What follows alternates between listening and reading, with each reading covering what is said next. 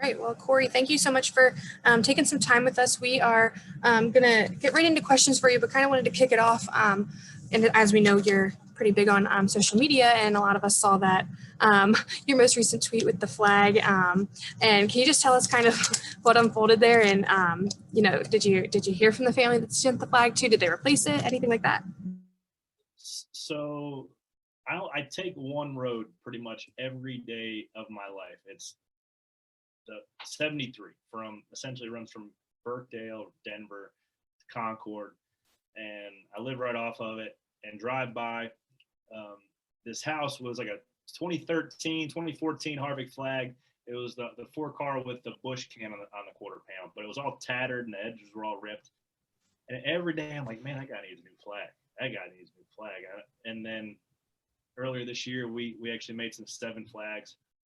So I told Leanne, I said, bring a flag up and I'll just drop it off at this person's house and see if he might just be the biggest Harvick fan of all time, or he just forgot that he had a Harvick fan hanging out there all together. So wrote a little note, left it on the doorstop or the deal there. Nobody was home, but sure enough, the next morning, well, the girl who lived there, they must have been in school.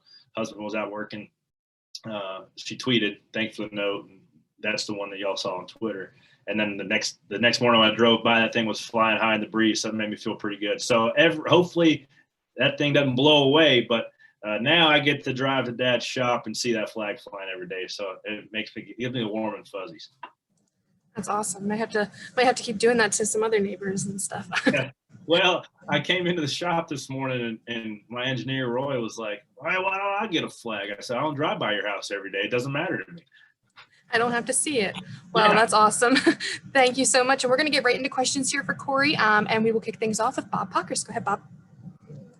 Yeah, Corey, going to what most people would consider a new track this weekend, as a team with maybe not as many resources as the big teams, is this an equalizer, or do you feel like it's will create more separation because they have more tools maybe to get ready? It's definitely not an equalizer. I feel like it'll be my first time seeing the place besides the Corey stories that I talked about in the podcast this week about how I scraped half my face off on the banking when I was 11 years old, the first time I was there on a scooter. But first time going around in a real race car. So I'll lean on Dad a little bit actually for some tips. He finished 4th there in the last Busch Series race. But when you got Kurt going to tire test, Gibbs and Chase over there, Stuart Haas, those guys can look at those notes and figure out a pretty close package to start with. And then, when you got a 4-car team and you give those guys the opportunity to practice, they can bring 4 different packages and figure out real quick which one's better and then go to that. So, being a smaller team with less resources, it certainly is not going to make it any easier. And when you think of Nashville Superspeedway, what do you think of besides, I guess, face planting there? That's all that I think of. I think of my dad run out of gas leading there. I forgot what year that was. On a late race restart, they run out of gas, and then, but pretty much the only thing that I recall from Nashville Superspeedway is going down the banking on my little Razor scooter, not thinking about the transition between the banking and the apron, and my back foot hitting the brake of my scooter, going over the handlebars and scraping them off my face. That's hopefully my memories after this weekend could be better than that. Thank you. All right, we're going to take our next question from Claire Beeline. Go ahead, Claire. Thank you. So let me ask you, you said you don't know much about Nashville, right? Then you told some of your stories, but how hard do you think, because from what I hear from drivers, it's really, really hard to pass at Nashville. What do you think you know about Nashville? Yeah. What I do know about Nashville, it was a notorious 1-lane racetrack that didn't make for the best racing for the 10 years that they went there. Now, everything gets glamorized a little bit the further you get removed from something. So I definitely want to go back to the Nashville market. and see how the fans embrace it. But I don't necessarily have the highest of expectations for the product we're going to have. Now, I'm glad NASCAR went to the 750 package, so there's going to be a little bit of come and go. Guys burn their tires off at the back end of the run, as opposed to the as bad as dirty airs with the 550 package. But I don't know.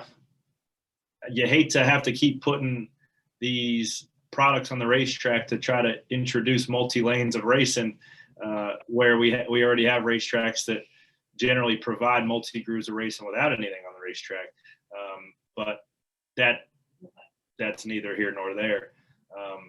But I guess I'm just going to run a little bit on iRacing, and that's about the only opportunities we have. We don't get a lot of we get zero opportunity on the Chevy Sim and stuff like that. So it's tough when you go to races. I mean, Road America's got like 19 million corners, and I don't have one of those memorized yet. So I wish I could get some opportunities on the Sim, which aren't going to happen. But that just makes my job a little hard. We'll have to bear down and get after it. So how close is the Sim to anything on a racetrack? I mean, do you leave the Sim when you do get time and say, yeah, it's close, but, or do you feel? Well, I've never been on the Chevy Sim, so I can't tell. They utilize it. I mean, it's taken up for probably 16 hours a day, so people get some value out of it. Now we went and tried, and we learned a lot of stuff last year on the Ford simulator at the 32 car that we applied in real life. So there's definitely pluses and minuses to it. You can find yourself in left field with a hockey stick pretty quick if you think you can kind of trick the software into doing something that it might not apply. But generally speaking, you can at least get your brake markers, you can get your balance fairly close, you can get your splitter height a little bit closer than what you would with just a straight up the simulation that you can run a computer model. So that's just the discrepancy between the big teams and the small teams. We got to figure out how to make our butter knives a little bit sharper when we're racing against some guys with the machine guns. You have a good time there. Okay. Thank you. Thanks. All right, we'll take our next question from Mitchell Brewer. Go ahead, Mitchell. Corey, you head into this weekend with 3 straight top 20 finishes. How big is that consistency for your team? Yeah, it's huge. I feel like we should be really proud of that. I think that we could have had another top 20 there at Dover. We could have tired down early in the race. We had another good car there as well. So we're kind of hitting our stride, and I think we're close to where I think we all know we could be, and possibly a couple weeks or months earlier than I expected. We started off the year good in the 500, but after that it was a couple tough weeks with a couple mechanical failures and got caught up in a couple of crashes.